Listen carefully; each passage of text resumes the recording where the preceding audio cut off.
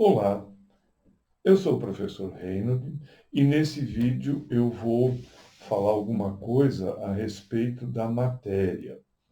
Num vídeo anterior eu falei do princípio inteligente. Agora eu vou falar do princípio material que induz a formação da matéria. Muito bem.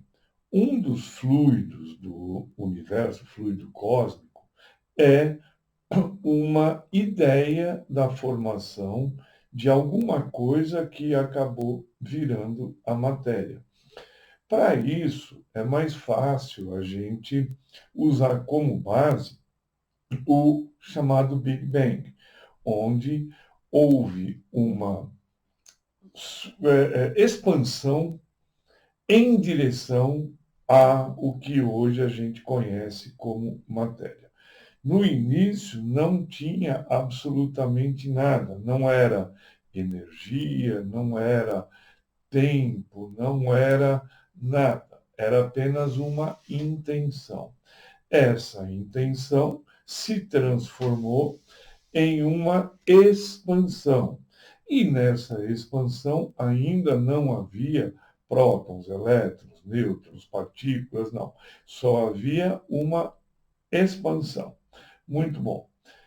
Com o passar de um tempo que nem existia ainda, aconteceu uma organização mediada pelo princípio inteligente da indução de formação de subpartículas atômicas, que os físicos denominam de quarks. Quark é uma partícula que vai se juntar a outras e vai formar os prótons, os elétrons, os nêutrons, enfim, tudo aquilo que a gente conhece da escala atômica. Muito bem.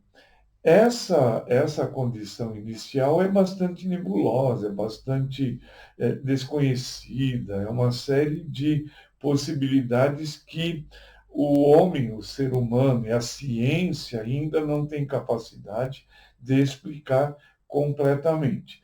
Mas o fato é que, a partir de determinado momento após o Big Bang, houve a formação de partículas que a gente hoje chama de prótons, nêutrons e elétrons. Essas partículas se associaram em grupos que contêm determinadas quantidades pré-estabelecidas de elétrons, prótons e nêutrons. Os prótons são positivos, os elétrons negativos e os nêutrons não têm carga, eles são apenas mediadores de campos elétricos. Muito bom. Se reuniram prótons e nêutrons num núcleo e elétrons girando em torno, orbitando na chamada eletrosfera. E com isso houve a formação dos átomos. Mas é assim, o átomo mais simples que a gente pode conceber é o átomo de hidrogênio, chamado hidrogênio, cujo símbolo é H. Mas veja, qual é a simplicidade dele, conceitual? Simplesmente um próton positivo, um elétron negativo e o elétron, girando em torno do próton. É o mais simples e essencial dos átomos possíveis. Muito bem, formou-se esse tipo de átomo, né, no universo. O que acontece é que existe uma lei de atração. Quando você tem matéria, a matéria atrai matéria. Então, houve um fluxo de atração dos hidrogênios com outro hidrogênio, e isso, ao longo de milhões de anos, acabou formando grupos de átomos de hidrogênio muito condensados. Com isso, com a condensação, com a proximidade de uma quantidade absurdamente grande de átomos de hidrogênio, começou a elevar a pressão e a temperatura desses aglomerados de átomos de hidrogênio.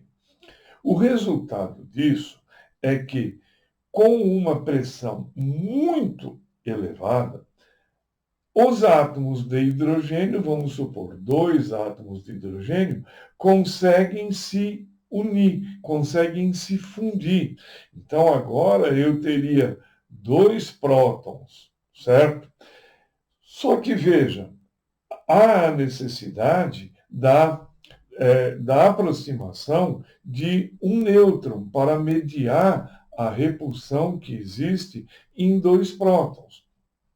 Com isso, o que eu acabo obtendo é a formação de um outro elemento. Então, em síntese, 2 hidrogênios se juntam, precisa do concurso de mais um nêutron para estabilizar a possível repulsão entre os prótons, e aí a formação de um outro átomo, de um outro tipo de átomo, que é o hélio. Muito bem, o hélio, ele também está ali naquele conglomerado com altas pressões e altas temperaturas, ele vai também se juntar ou a outro hidrogênio ou a outro hélio. E assim, o que acaba acontecendo? Existe uma série, uma fabricação de elementos químicos, de átomos diferenciados. Porque o que diferencia um átomo do outro é a quantidade de prótons e de elétrons. E a quantidade de prótons e de elétrons, para ser chamada de átomo, precisa ser igual. Tá? Se você não tem a mesma quantidade de prótons e elétrons, não é um átomo, é um íon. Né? Mas veja, átomos se diferenciam pela quantidade de prótons no núcleo e de elétrons na eletrosfera. E, conforme vai havendo a fabricação, a formação de mais átomos diferenciados, você começa a ter um conglomerado, uma reunião de uma quantidade imensa. Só que isso acontece, esse aglomerado, ele recebe o nome de uma estrela, porque ele tem uma grande quantidade de átomos, portanto, uma massa muito grande. Ele tem uma alta temperatura, por isso que irradia energia para o espaço. E quando essa série de fabricação de átomos passa pelo ferro, a estrela explode. Por uma série de questões, a estrela se autocondena através de uma explosão espetacular, que é a chamada supernova. Com isso, o que acaba acontecendo? Tem o arremesso para todos os lados do universo, do espaço, você tem pedaços dessa estrela e radiações que demandam, que se originam na explosão. De novo, aí o que acontece? Você tem a atração entre esses pedaços, que a gente já pode chamar de uma poeira, e para a formação de futuros planetas. Sempre com a atração, sempre com alta de pressão, sempre com alta de temperatura. Só que, veja, algumas dessas reuniões, desses conglomerados, não atingem a massa necessária para formar uma nova estrela, mas ficam apenas na formação de um novo planeta, que está muito quente, mas com o tempo ele vai esfriando, formando uma crosta, formando uma massa. Não é brilhante como uma estrela porque não atingiu uma determinada massa. Nesse meio tempo, outras estrelas vão se formando, pelo processo já descrito. Dependendo da situação, elas podem explodir em supernovas e, dependendo, elas ficam apenas como usinas de novos átomos, que também, por uma série de eventos, vão povoando todo o espaço, todo o universo. Muito bom. Essa base é a formação da matéria, que a matéria é formada por átomos bem simples que vão formar, por atração, vão formar as substâncias. Então, imagine daí a seguinte situação. Alguns átomos, por uma série de questões que não interessa agora, têm a capacidade de perder um elétron para formar um cátion, por uma questão de organização, né? Uma organização geométrica. Outros átomos, no entanto, preferem se estabilizar geometricamente através do ganho, da aquisição de elétrons. Só que com isso há uma desorganização, uma desestabilização elétrica. Então, eu tenho a formação de átomos com carga positiva e átomos com carga negativa, que não conseguem existir isolados, eles precisam se associar. Aí o que acaba acontecendo? Quando existe a atração de um átomo que perdeu elétrons, portanto é um cátion, com um átomo que ganhou elétrons, portanto é um ânion, existe uma estabilidade elétrica e geométrica, formando uma molécula, ou um retículo cristalino, depende da situação. Mas, enfim, existe a formação de uma outra entidade, que não é mais átomo, mas é uma molécula. E essa molécula vai apresentar propriedades químicas e físicas totalmente diferentes do que apresentava o átomo isoladamente. Muito bem. Com a formação de moléculas, também começa a haver uma interação entre os vários tipos de moléculas, formando outras substâncias. E assim a coisa segue indefinidamente. Nos agregados que não conseguiram evoluir para uma estrela devido à falta de massa, houve a formação de planetas. E as moléculas podem se depositar por atração sobre esses planetas, que vão esfriando, formando crostas, onde no futuro o princípio inteligente pode estagiar de uma forma a induzir substâncias mais complexas e a origem, né, de seres do reino mineral, do reino animal e vegetal. Tá? Quer dizer, é sempre uma escala de evolução.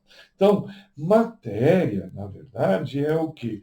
É a condensação de um fluido cósmico de maneira a formar inúmeras possibilidades. Tudo que existe no nosso planeta, no nosso mundo, tudo que nós temos e tocamos é formado por matéria, que pode ser substâncias simples, quando é formada pelos mesmos átomos, ou substâncias compostas, quando formado por átomos completamente diferentes. E essa matéria, ela vai dar possibilidades a abrigar o princípio inteligente, de maneira que ele evolua agora na forma de uma possibilidade mais complexa, como um vegetal, um animal e, no futuro, o homem. Então, a matéria tem condições de formar planetas que serão palcos da evolução do princípio inteligente em direção a uma inteligência mais suprema. Tá? Então, a matéria é a condensação do fluido cósmico e dessa forma que eu descrevi, formando os elementos químicos, e veja, na Terra nós temos uma série de elementos químicos que estão representados lá na tabela periódica. Só que existem possibilidades da existência de elementos químicos desconhecidos no planeta, né? Porque se formaram de uma forma outra que a Terra não teve acesso a eles. E como não tem as condições para a criação na Terra, porque precisa de altas pressões, altas temperaturas, o ser humano desconhece. Mas existe a possibilidade, sim, de, em outros lugares do universo, terem elementos químicos completamente diferentes. Tá? Então, sintetizando, o